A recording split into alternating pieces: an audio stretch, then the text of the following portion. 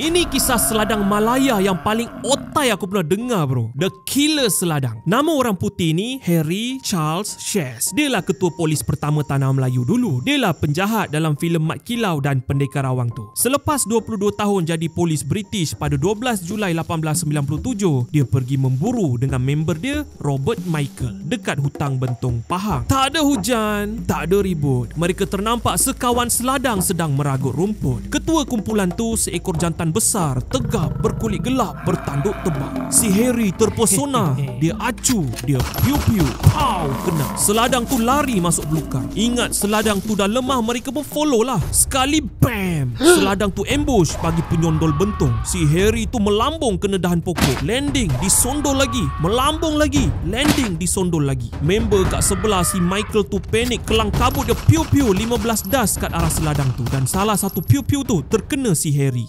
Man. Member dah kena lauk, kena piu-piu pula. Seladang tu akhirnya tumbang. Si Harry nyawa-nyawa ikan. Dia sempat dibawa naik bot, masih sedar selama 11 jam. Dan tengah malam, Harry terus jalan. Kepala seladang tu diorang awet gantung kat Royal Selangor Club sebagai trofi kebanggaan. Sekarang ada kat Museum Polis di Raja Malaysia, Kuala Lumpur. Moral of the story, hutan Pahang bukan London bang.